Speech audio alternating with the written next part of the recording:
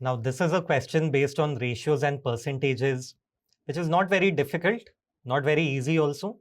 But of course, the traditional method would be inconvenient here. Let's see how, and then let's see how we can make this question very easy. So we've been given that in an election, there were 4 candidates and 80% of the registered voters cast their votes. One of the candidates received 30% of the casted votes, while the other 3 candidates received the remaining casted votes in the proportion 1:2:3.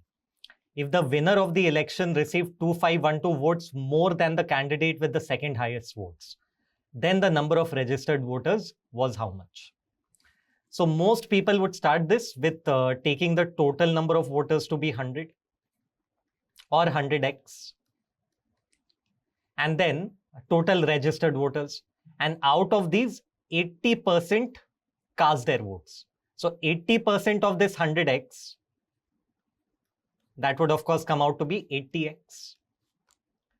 And now out of this 80x, 30% of these votes went to one of the candidates.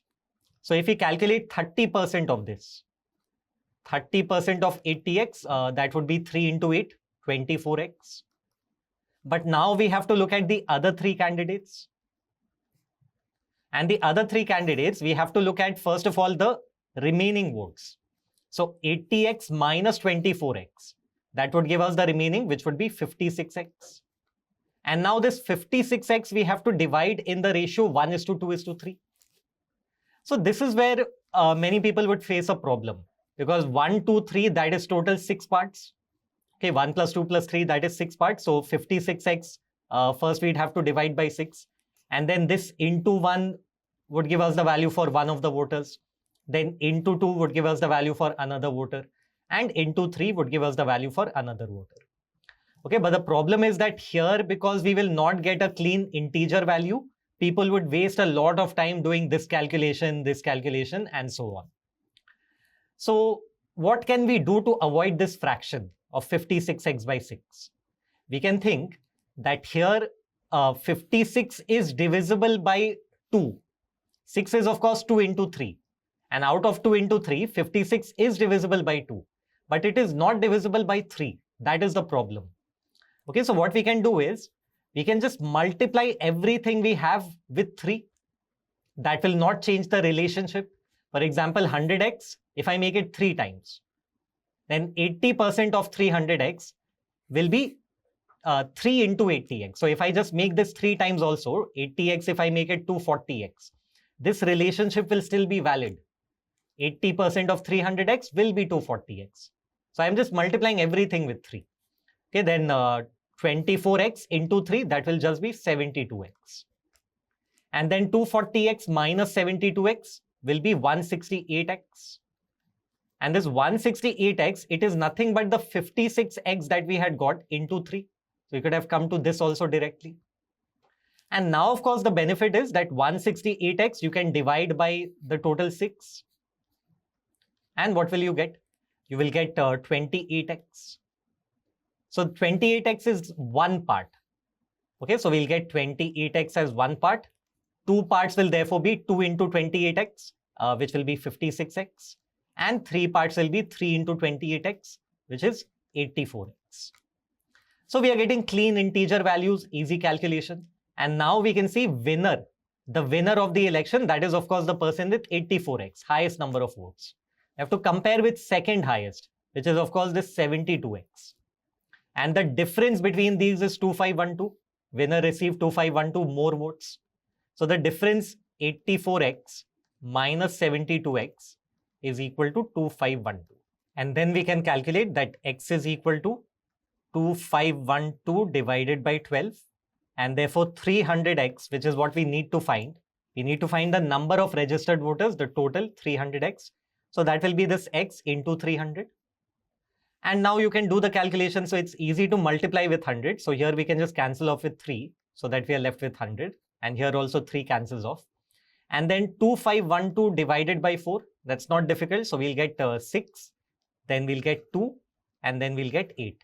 And then we have 100. So we are getting 62,800 as the answer, which is option 4.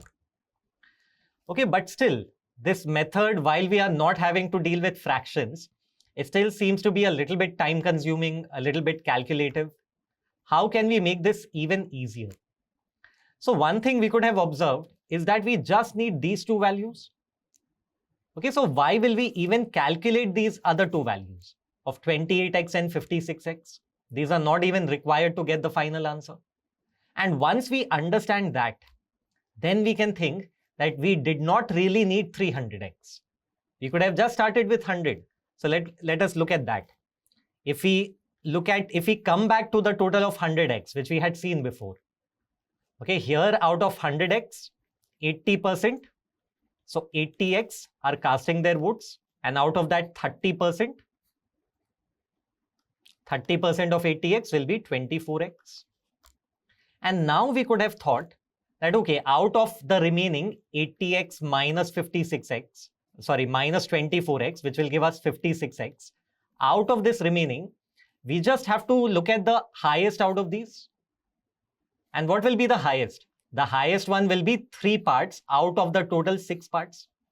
3 out of 6, which is half. And half of the remaining 56x, that is a convenient value, 28x. So you can see we just had to look at this, 28x. That is coming out to be the highest, and 24x is the second highest. Now, if you have a doubt, what if one of these is the second highest? You can quickly check that, for example, this one. See, of course, this one part cannot be the second highest, because if 3 parts is the highest, then 2 parts possibly can be the second highest, but not the 1 part. We check this 2 part. This will be 2 parts out of the total 6 parts. 2 out of 6. Okay, and 2 out of 6 is 1/3. So 1/3 of 56x would of course be 18 point something, 18.66x, which would be less than 24x. Okay, so clearly that would not have been the second highest, and we can check that very quickly. So ultimately we can see that we just needed this 3 parts, which was basically half, 3 out of 6. And that is a very easy calculation, 28x. And now the difference between highest and second highest, we have 28x minus 24x. So that is equal to 2512. So we'll have that 4x is equal to 2512. So x will be 2512 divided by 4. So that will of course be 628 as we have seen. And now we need 100x. So that will be 100 times of this. So 62,800. Option 4 again. So you can see that when we actually focus on exactly what is required, then even the traditional method might be easy. So the important learning here is always focus on what the question is asking and what kind of information has been given. And now try out the similar replica question and post your answer in the comment section.